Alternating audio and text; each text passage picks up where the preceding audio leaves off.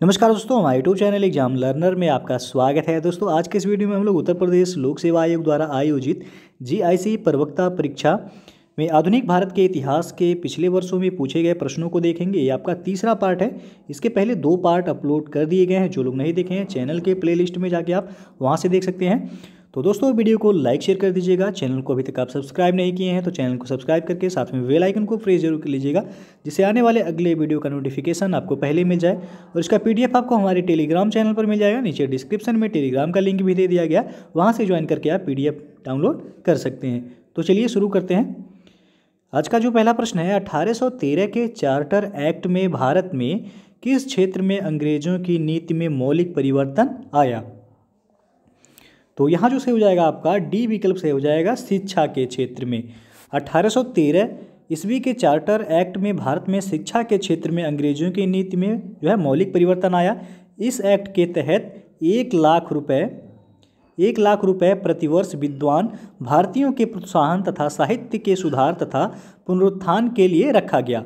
और 1813 ईस्वी के चार्टर एक्ट द्वारा कंपनी के भारतीय व्यापार के एकाधिकार को जो है समाप्त कर दिया गया था। तो यहाँ जो है डी ऑप्शन सही हो जाएगा।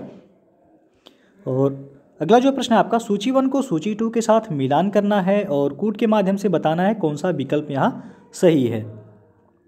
तो चलिए देखते हैं। पहला जो दिया गया है ये 1854 ईस्वी में। 1854 ईस्वी हो जाएगा आपका शिक्षा पर सर चार्ल्स वुड का डिस्पैच। तो यहाँ जो है आपका ए का हो जाएगा पहला। 1854 ईस्वी में शिक्षा पर सर चार्ल्स वुड का डिस्पैच हो जाएगा। और बी है आपका 1882 ईस्वी। तो 1882 ईस्वी में जो है हंटर शिक्षा आयोग का गठन किया गया था। तो बी का हो जाएगा यहाँ तीसरा। ए का पहला, बी का हो जाएगा तीसरा। और सी है 1904 ईस्वी में। तो 1904 में भारतीय विश्वविद्यालय अधिनियम जो है पारित हुआ था। सी का हो जाएगा चौथा, सी का चौथा हो गया। और डी का हो जाएगा आपका दूसरा। 1917 ईस्वी में हो जाएगा सैडलर विश्वविद्यालय आयोग का गठन हुआ था 1917 में। तो डी का दूसरा हो जाएगा यहाँ। तो 1 3 4 2 जिस ऑप्शन में होगा वह सही हो जाएगा। 1 3 4 2 आप देख सकते हैं। विकल्प ए जो है यहाँ सही हो जाएगा। दोस्तों जो है अकेडमी पर UP SSSC lower foundation batch course ये आपका 19 जनवरी से स्टार्ट हो रहा है। और एक कोर्स का ड्यूरेशन जो है पूरे 5 मंथ्स का है। इसमें आपको यूपी SSSC के टॉप एजुकेटर्स द्वारा पूरे सिलेबस को 5 महीने में जो है कंप्लीट कराया जाएगा। यानी कि 19 जनवरी से आपका स्टार्ट हो रहा है और ये 23 जून को ये बैच आपका खत्म हो जाएगा। तो जो लोग UP SSSC lower foundation batch course से जुड़ना चाहते हैं, आपको डिस्क्रिप्शन में लिंक दे दिया गया है, वहाँ से जाके जो है आप देख सकते हैं।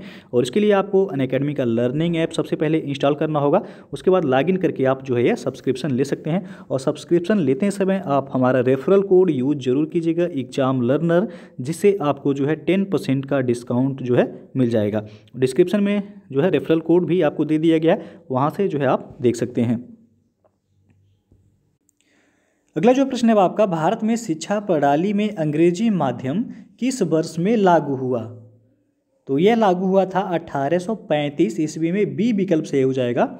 और यह विलियम जो है वेंटिक के शासनकाल में लागू हुआ था। तो 7 मार्च 1835 ईस्वी को लॉर्ड मैकाले के प्रस्ताव को स्वीकृत कर भारत में जो है अंग्रेजी को उच्च शिक्षा का माध्यम मान लिया गया था। और शासनकाल यदि पूछा जाए किसका, तो उस समय वेंटिक का शासनकाल था। और वेंटिक का शासनकाल जो रहा ये आपका 1828 से लेकर के 1835 ईस्वी तक था। अगला जो प्रश्न है आपका, हंटर कमीशन में विकास पर विशेष बल दिया गया। तो इसका सही आंसर हो जाएगा ऑप्शन ए, प्राथमिक शिक्षा के विकास पर अधिक बल दिया गया था। 1854 ईस्वी के पश्चात जो है शिक्षा के क्षेत्र में हुई प्रगति की समीक्षा के लिए 1882 ईस्वी में W हंटर की अध्यक्षता में एक आयोग नियुक्त किया गया। इसका कार्य जो है विश्वविद्यालयों के कार्यों की समीक्षा करना नहीं था, इसे केवल प्राथमिक और माध्यमिक शिक्षा की समीक्षा तक ही सीमित रहना था। इस आयोग की रिपोर्ट में प्राथमिक शिक्षा में सुधार एवं विकास पर विशेष जोर दिया गया था। तो यहाँ ए विकल्प सही हो जाएगा। हंटर कमीशन किस वर्ष, तो याद रखिएगा 1882 ईस्वी में इसका गठन हुआ था। अगला प्रश्न है आपका, डलहौजी के पहले विलय का सिद्धांत को किस राज्य पर लागू किया जा चुका था? तो यहाँ जो है आपका डी विकल्प सही हो जाएगा उपयुक्त सभी पर।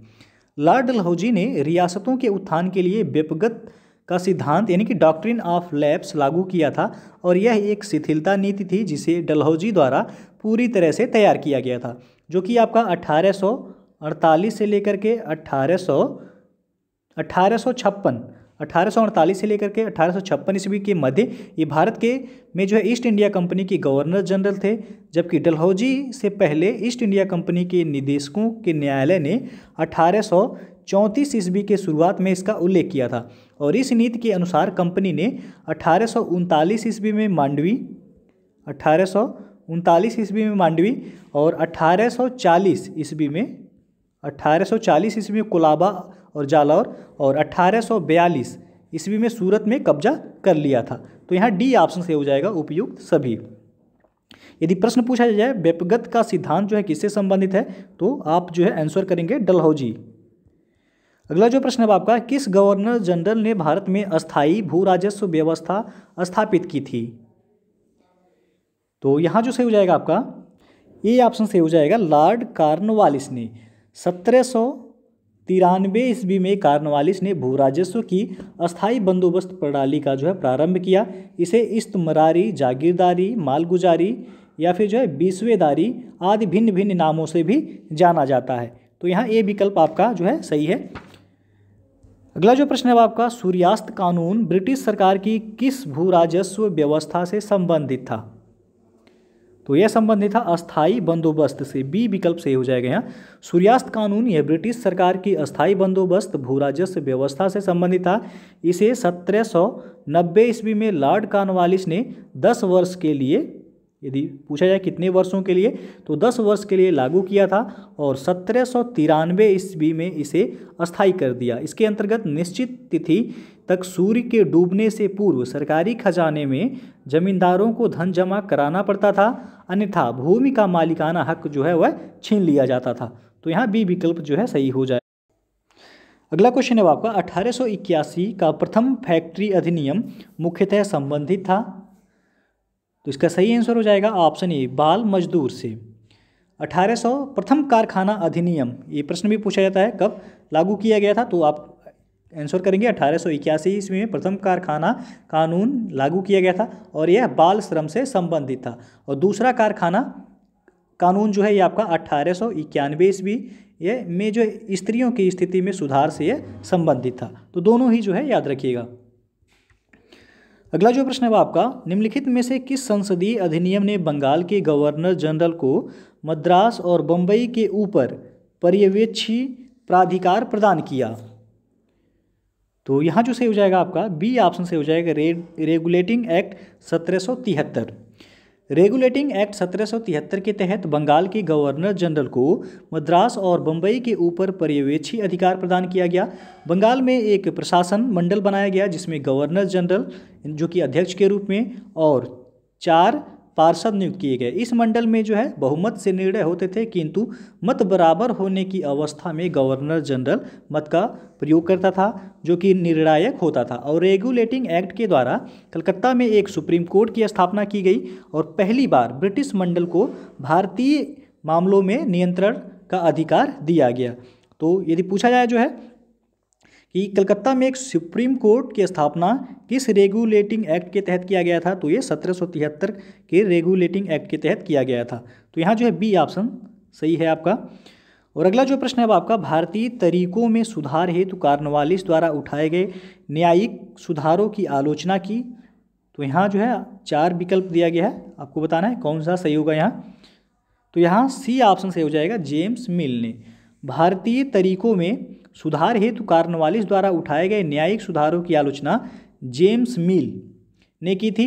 कॉर्नवालिस ने अपने न्यायिक सुधारों जो कि 1793 ईस्वी तक अंतिम रूप दिया और उसे कॉर्नवालिस संहिता के रूप में भी प्रस्तुत किया। यह सुधार प्रसिद्ध सिद्धांत शक्तियों के पृथकीकरण पर आधारित था। उसने कर तथा न्याय प्रशासनों को पृथक कर दिया था। तो यहाँ सी ऑप्शन सही हो जाएगा, याद रखिएगा जेम्स मिल। अगला प्रश्न है आपका, रेगुलेटिंग एक्ट के अनुसार निम्नलिखित में से कौन एक गवर्नर जनरल ऑफ बंगाल के काउंसिल का सदस्य नहीं था? तो यहाँ ये विकल्प से हो जाएगा हैदर। वारेन हेस्टिंग्स की कार्यकारी परिषद के अन्य सदस्य जो थे उसमें फिलिप फ्रांसिस, सर जॉन क्लेवरिंग, उसके बाद जो है मानसन, ये सभी जो है सदस्य थे। और रेगुलेटिंग एक्ट के तहत जो है 1774 ईस्वी में कलकत्ता में सुप्रीम कोर्ट की स्थापना की गई थी। तो ये पूछता है प्रश्न किस रेगुलेटिंग एक्ट के तहत, तो 1773 रेगुलेटिंग एक्ट के तहत, याद रखिएगा। और सुप्रीम कोर्ट में मुख्य न्यायाधीश के पद पर सर एलिजा इम्पे जो है की नियुक्ति की गई थी। और इसमें अन्य न्यायाधीश चेम्बर्स में जो है लिमेस्टर एवं हाइट थे। और इन न्यायाधीशों की नियुक्ति ब्रिटिश सम्राट के द्वारा किया गया था। अगला जो प्रश्न है आपका, निम्नलिखित में से किस अधिनियम में प्रथम बार बंगाल के गवर्नर जनरल के पद हेतु प्रावधान किया गया? तो यह किया गया था रेगुलेटिंग अधिनियम 1773 के अंतर्गत। रेगुलेटिंग एक्ट 1773 के द्वारा बंगाल का प्रथम गवर्नर जो है गवर्नर जनरल वारेन हेस्टिंग्स को बनाया गया था। और इस एक्ट के द्वारा समन्वय स्थापित करने के लिए अन्य प्रेसिडेंसियों को कलकत्ता प्रेसिडेंसी के अधीन कर दिया गया। और इस एक्ट के द्वारा ही जो है गवर्नर जनरल को परामर्श के लिए 4 सदस्यों का एक कार्यकारिणी समिति भी बनाई गई थी। अगला जो प्रश्न है आपका, निम्न में से सही सुमेलित है कौन सा? 4 विकल्प दिया गया है, इसमें बताना है कौन सा सही सुमेलित है। तो पहला जो दिया गया है लॉर्ड एलनबरो अवध का विलय, तो ये आपका गलत है। लॉर्ड एलनबरो के समय में जो है दास्ता को अवैध घोषित किया गया था। और अवध का विलय आपका 1856 में लॉर्ड डलहौजी के शासनकाल में हुआ था, पहला गलत है। तो दूसरा भी जो है यहाँ गलत है, सिंध का विलय लॉर्ड डलहौजी के शासनकाल में नहीं हुआ था। और सी जो है यहाँ आपका सही है, लॉर्ड वेलेस्ली के समय में चौथा यानी कि चतुर्थ आंग्ल मैसूर युद्ध हुआ था।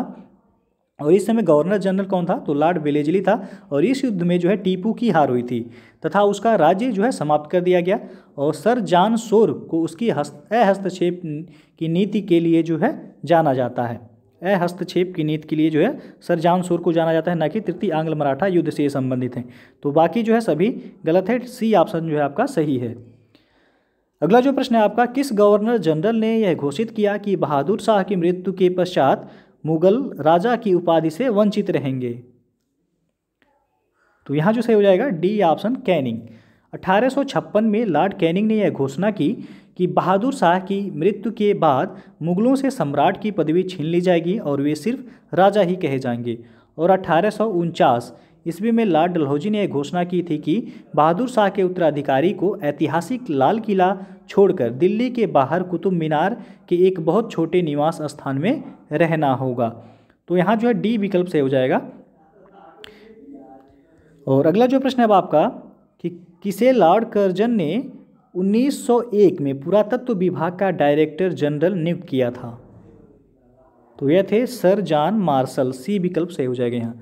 लॉर्ड कर्जन ने 1901 ईस्वी में सर जॉन मार्शल को पुरातत्व विभाग का डायरेक्टर जनरल नियुक्त किया।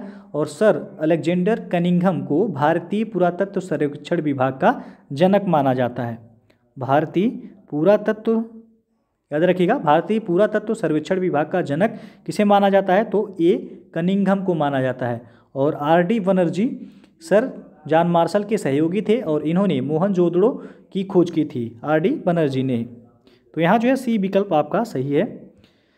अगला जो प्रश्न है अब आपका, किस वायसराय ने जोर देते हुए कहा कि ढला लौह नौकरशाही हमेशा नहीं चल सकती? तो यह रिपन ने कहा था, ए विकल्प सही हो जाएगा यहाँ। लॉर्ड रिपन ने जोर देते हुए कहा कि ढला लौह नौकरशाही हमेशा नहीं चल सकती। रिपन 1880 ईस्वी में भारत का वायसराय बनकर भारत आया था। वह न्यायपूर्ण शासन करने की चाह रखता था, लेकिन अन्य अंग्रेज नौकरशाह ऐसा नहीं चाहते थे। इल्बर्ट बिल विवाद के कारण 1884 ईस्वी में अपने पद से त्यागपत्र देकर वह ब्रिटेन वापस चला गया था। और रिपन के समय में ही जो है प्रथम नियमित जनगणना स्टार्ट हुआ था 1881 में। ये जो है याद रखिएगा, प्रश्न पूछा जाता है।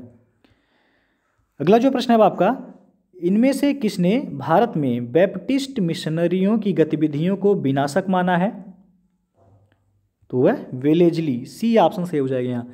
इंग्लैंड के बैप्टिस्ट मिशनरी त्रिमूर्ति जोशुआ मार्समैन, विलियम कैरी एवं विलियम वार्ड, ये कलकत्ता में अपनी गतिविधियां प्रारंभ करना चाहते थे, किंतु गवर्नर जनरल लॉर्ड वेलेजली उनकी गतिविधियों को इतना विनाशक एवं शांति के लिए खतरा मानते थे कि उनके कलकत्ता प्रवेश पर जो है प्रतिबंध लगा दिया था।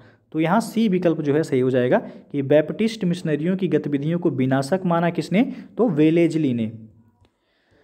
अगला प्रश्न आपका, निम्नलिखित में से कौन 1885 के बाद बंगाली एवं मराठी नेताओं के प्रति आयरलैंड जैसी क्रांतिकारी योजना चलाने का संदेह करने लगा था? तो वह था लॉर्ड कर्जन। डी विकल्प सही हो जाएगा यहाँ। लॉर्ड कर्जन ये 1899 से लेकर के 1905 ईस्वी तक भारत का गवर्नर जनरल था। उसके समय भारत में क्रांतिकारी आंदोलन में तेजी आ गई थी, अतः वह भारतीयों पर विशेषकर बंगाली एवं मराठी नेताओं के प्रति जो है आयरलैंड जैसी क्रांतिकारी योजना चलाने का संदेह करने लगा था। और बंगाल विभाजन याद रखिएगा 1905 में हुआ था, किसके शासनकाल में, तो कर्जन के ही शासनकाल में। और अगला प्रश्न आपका, निम्नलिखित में से किसे भारतीय कृषि विभाग के पिता के रूप में देखा जाता है? तो वह है मेयो, लॉर्ड मेयो। बी विकल्प से हो जाएगा। मेयो का कार्यकाल था 1869 से लेकर के 1872 ईस्वी तक था। और 1872 ईस्वी में मेयो ने जो है कृषि विभाग की स्थापना की थी, जिसके फलस्वरूप मेयो का भारतीय कृषि विभाग के पिता के रूप में भी जो है माना जाता है। और इसी के समय में जो है प्रथम जो है जनगणना शुरू किया गया था 1872 में ही। ये प्रश्न पूछा भी गया है, याद रखिएगा। और अगला जो क्वेश्चन है आपका, हेस्टिंग्स के प्राप्त करने के पूर्व कंपनी का कोषागार कहाँ था? तो यह था मुर्शिदाबाद में। सी विकल्प से हो जाएगा यहाँ। हेस्टिंग के प्राप्त करने के पूर्व जो है कंपनी का कोषागार जो था वह मुर्शिदाबाद में था। अगला जो प्रश्न है आपका, इल्बर्ट बिल विवाद किसके शासन के दौरान हुआ था? तो इसके पहले अभी जो है जिक्र किया गया है इल्बर्ट बिल विवाद का। तो यहाँ जो है आपको बताना है कौन सा विकल्प सही है, तो सी विकल्प से हो जाएगा, रिपन। इल्बर्ट बिल विवाद ये आपका 1883-84 में जो है लॉर्ड रिपन के शासनकाल के दौरान हुआ था। सर पीसी इल्बर्ट जो कि वायसराय की परिषद के जो है विधि सदस्य थे, और 2 फरवरी 1883 को विधान परिषद में इल्बर्ट बिल प्रस्तुत किया। और इस विधेयक का उद्देश्य यह था कि जाति भेद पर आधारित सभी न्यायिक अयोग्यताएं तुरंत समाप्त कर दी जाएं और भारतीय तथा यूरोपियों की शक्तियां समान कर दी जाएं। इस बिल का यूरोपीय लोगों ने विरोध करना शुरू कर दिया और इसे अपने विशेषाधिकारों पर कुठाराघात बतलाया। तो ये जो है याद रखिएगा लॉर्ड रिपन के शासनकाल के दौरान हुआ था। सन याद रखिएगा 1883 कहीं कहीं दिया रहता है और कहीं जो 1884, तो 1883-84 याद रखिएगा। अगला प्रश्न अब आपका, कौन गवर्नर जनरल था जब 1857 का विद्रोह हुआ था? तो उस समय गवर्नर जनरल थे Canning, Lord Canning. B option सही हो जाएगा। 1857 के विद्रोह के समय गवर्नर जनरल लॉर्ड कैनिंग था और 1857 की क्रांति का प्रारंभ 10 मई को मेरठ से हुआ था। तो ये प्रश्न पूछा गया है आपका कि जो है 1857 की क्रांति का प्रारंभ सबसे पहले कहाँ से हुआ था? तो यह 10 मई को मेरठ से हुआ था। यहाँ की जो है 3री कैवेलरी रेजिमेंट के सैनिकों ने चर्बी युक्त कारतूसों को छूने से इनकार कर दिया था और खुलेआम जो है इनके द्वारा बगावत कर दी गई थी। तो यहाँ जो है बी विकल्प से हो जाएगा। उस समय गवर्नर जनरल कौन था? तो लॉर्ड कैनिंग था। अगला जो प्रश्न है आपका, निम्नलिखित में से कौन बंगाल का प्रथम गवर्नर जनरल था? तो इसका सही विकल्प होगा option A, Warren Hastings. Regulating act जो है 1773 के तहत ब्रिटिश संसद के द्वारा बंगाल में पहली बार कॉलेजिस्ट सरकार की व्यवस्था की गई। इस सरकार में एक अध्यक्ष और 4 सदस्यों का प्रावधान किया गया। अध्यक्ष को गवर्नर जनरल का पदनाम दिया गया और वारेन हेस्टिंग्स को 1774 ईस्वी में बंगाल का प्रथम गवर्नर जनरल नियुक्त किया गया था। तो यहाँ ए विकल्प सही हो जाएगा। अगला प्रश्न है आपका, बंगाल में द्वैध सरकार की स्थापना किसने की थी? तो यहाँ जो है डी विकल्प से हो जाएगा, रॉबर्ट क्लाइव। बंगाल में द्वैध सरकार की स्थापना किसके द्वारा की गई थी? तो रॉबर्ट क्लाइव के द्वारा किया गया था। अगला प्रश्न है आपका, बंगाल में रॉबर्ट क्लाइव द्वारा स्थापित द्वैध सरकार को किसने समाप्त किया था? तो समाप्त वारेन हेस्टिंग्स के द्वारा किया गया था। बी विकल्प सही हो जाएगा यहाँ। और अगला जो प्रश्न है आपका, प्राचीन स्मारक परिरक्षण अधिनियम किस वायसराय के काल में पारित हुआ था? तो इसका सही विकल्प होगा ऑप्शन सी, लॉर्ड कर्जन के। प्राचीन स्मारक संरक्षण अधिनियम ये आपका 1904 ईस्वी के द्वारा लॉर्ड कर्जन ने भारत में पहली बार ऐतिहासिक इमारतों की सुरक्षा एवं मरम्मत की ओर ध्यान देते हुए 50,000 पाउंड की धनराशि जो है का आवंटन किया था। इस कार्य के लिए भारतीय पुरातत्व सर्वेक्षण को एकीकृत एवं केंद्रीय स्वरूप देते हुए जॉन मार्शल को इसका नया महानिदेशक नियुक्त किया गया था। तो यहाँ सी विकल्प से हो जाएगा कि प्राचीन स्मारक परिरक्षण अधिनियम किस वायसराय के काल में पारित हुआ था, तो लॉर्ड कर्जन के काल में जो है पारित हुआ था। अगला प्रश्न आपका, पिंडारियों को सुनहला झंडा किसने प्रदान किया था? तो यह मल्हार राव होलकर के द्वारा प्रदान किया गया था।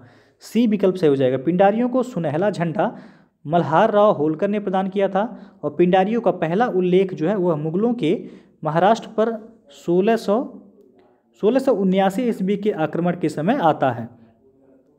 सी विकल्प जो है यहाँ से हो जाएगा। अगला जो प्रश्न है आपका, निम्नलिखित में से किसने सती प्रथा को समाप्त किया? तो समाप्त किया गया था लॉर्ड विलियम बेंटिक के द्वारा 1829 ईस्वी में, और इसमें जो है राजा राम मोहन राय के प्रयासों का जो है परिणाम था ये। तो याद रखिएगा यहाँ बी ऑप्शन सही हो जाएगा। दोस्तों, यदि आप उत्तर प्रदेश के किसी भी एग्जाम की तैयारी करना चाहते हैं तो आप अनअकैडमी प्लस सब्सक्रिप्शन लेकर के जो है आप अपनी तैयारी को बेहतर तरीके से कर सकते हैं। इसके लिए आपको अनअकैडमी का लर्निंग ऐप सबसे पहले इंस्टॉल करना होगा। आपको जो है यहाँ पर अपने पसंद के टीचर्स के द्वारा जो है पढ़ने का अवसर मिलेगा और सभी जो है क्लासेस के बाद आपको नोट्स प्रोवाइड कराए जाते हैं। डाउट सेशन क्लास जो है आपको दिया जाता है और उत्तर प्रदेश के एग्ज़ाम के रिगार्डिंग जो है कोर्सेज अवेलेबल जो है आपके प्लस सब्सक्रिप्शन पर आप देख सकते हैं यहाँ कि यूपी SSS का लोअर फाउंडेशन बैच कोर्स ये आपका 19 जनवरी से स्टार्ट हो रहा है। तो जो लोग इस बैच से जुड़ना चाहते हैं आप जुड़ सकते हैं। यूपी PCS बैच है, यूपी लेखपाल, UPSI बैच है और RVRO का बैच कोर्स जो है अवेलेबल है। और उत्तर प्रदेश के जो है TGT, PGT और BEO एग्जाम जैसे कोर्सेज भी जो है जल्द ही अवेलेबल कराए जाएंगे। और यूपी SSS का लोअर फाउंडेशन बैच कोर्स 2021 जो है आप देख सकते हैं ये 19 जनवरी से स्टार्ट हो रहा है। तो जो लोग जो है ज्वाइन करना चाहते हैं ये पूरे 5 मंथ का जो है कंप्लीट कोर्सेस है, प्री और मेंस दोनों जो है इसमें कंप्लीट कराया जाएगा। इसमें आप देख सकते हैं गाइडेंस फ्रॉम टॉप एजुकेटर्स द्वारा, उसके बाद रिवीजन और PDF नोट है, लाइव डाउट क्लियरिंग क्लासेस हैं, लैंग्वेज जो है आपका ये हिंदी मीडियम में होगा और वीकली जो है क्यूज और प्रैक्टिस जो है इसमें कराए जाएंगे। तो आपको जो है यूपी SSS और यूपी PSC की टॉप एजुकेटर्स द्वारा आप देख सकते हैं यहाँ पे आपको पूरे सिलेबस को जो है पढ़ाया जाएगा। और आप यदि अनअकैडमी का प्लस सब्सक्रिप्शन का जो है सब्सक्रिप्शन लेते हैं प्लस का, तो एक मंथ का आपको 1400 रुपये उसका एक्चुअल प्राइस है। लेकिन यदि आप जो है हमारा रेफरल कोड यूज करेंगे यहाँ पर एग्जाम लर्नर EXAMLERNER, यदि ये रेफरल कोड आप हमारा यूज करते हैं तो आपको 10% का जो है डिस्काउंट मिल जाएगा। यानी कि एक महीने का सब्सक्रिप्शन आप लेते हैं तो एक्चुअल प्राइस उसका 1400 है और यदि रेफरल कोड यूज करेंगे हमारा एग्जाम लर्नर तो आपको 1260 रुपये देने पड़ेंगे। 3 मंथ का सब्सक्रिप्शन लेते हैं तो 3500 एक्चुअल प्राइस है और रेफरल कोड के साथ जो है आपको 3150 पड़ेगा। 6 मंथ का सब्सक्रिप्शन 5600 रुपये है और रेफरल कोड यदि आप यूज करते हैं तो 5040 रुपये पड़ेंगे। 12 मंथ का जो है कोर्स का एक्चुअल प्राइस 7000 है, रेफरल कोड यूज करते हैं तो 6300 रुपये पड़ेगा। यदि आप 24 मंथ यानी कि 2 साल का सब्सक्रिप्शन लेते हैं तो 8400 रुपये एक्चुअल प्राइस फीस है। लेकिन यदि आप रेफरल कोड हमारा यूज करते हैं तो 7560 रुपये आपको देने होंगे। तो रेफरल कोड आप लोग सब्सक्रिप्शन लेते समय यूज जरूर कीजिएगा, 10% का जो है आपको डिस्काउंट मिल जाएगा। तो दोस्तों जो है सब्सक्रिप्शन लेने के लिए आप सबसे पहले अनअकैडमी का लर्निंग ऐप इंस्टॉल कर लीजिएगा। उसके बाद जो है आप सब्सक्रिप्शन अपना लॉगिन करके जो है आप आसानी से ले सकते हैं। अगला क्वेश्चन है आपका, निम्नलिखित में से कौन भारतीय प्रेस की स्वतंत्रता के समर्थक थे? तो यहाँ सी विकल्प से हो जाएगा लॉर्ड हेस्टिंग्स। लॉर्ड हेस्टिंग्स और Lord Auckland, Lord Ripon, William Bentinck और लॉर्ड मेटकाफ ऐसे गवर्नर जनरल तथा वायसराय थे जो कि प्रेस की स्वतंत्रता के पक्षधर थे। तो यहाँ जो है सी विकल्प से हो जाएगा। वेलेस्ली, लिटन और एडम जो है ये प्रेस की स्वतंत्रता के समर्थक नहीं थे, हेस्टिंग्स थे। तो सी ऑप्शन यहाँ सही है। अगला जो प्रश्न है आपका, स्वतंत्र भारत के प्रथम भारतीय गवर्नर जनरल कौन थे? तो ये आप सबको पता होगा। यहाँ जो है डी विकल्प से हो जाएगा सी राजगोपालाचारी। सी राजगोपालाचारी यह स्वतंत्र भारत के जो है प्रथम भारतीय गवर्नर जनरल थे और स्वतंत्रता के बाद लॉर्ड माउंटबेटन को जो है स्वतंत्र भारत का प्रथम गवर्नर जनरल बनाया गया था। और सी राजगोपालाचारी यह भारत के अंतिम गवर्नर जनरल थे। गवर्नर जनरल का पद समाप्त करके डॉक्टर राजेंद्र प्रसाद को जो है भारत का प्रथम राष्ट्रपति नियुक्त किया गया था। तो यहाँ जो है डी ऑप्शन से हो जाएगा, सी राजगोपालाचारी यह प्रथम भारतीय गवर्नर जनरल थे। तो ये था जो है आपका आधुनिक भारत के इतिहास के उत्तर प्रदेश लोक सेवा आयोग द्वारा जीआईसी प्रवक्ता परीक्षा में पूछे गए प्रश्न। तो वीडियो पसंद आया हो तो लाइक शेयर कर दीजिएगा। चैनल को अभी तक आप सब्सक्राइब नहीं किए हैं तो चैनल को सब्सक्राइब कर लीजिएगा। बेल आइकन को प्रेस जरूर कर लीजिएगा जिससे आने वाले अगले वीडियो का नोटिफिकेशन आपको पहले मिल जाए। तो वीडियो को पूरा देखने के लिए बहुत बहुत धन्यवाद।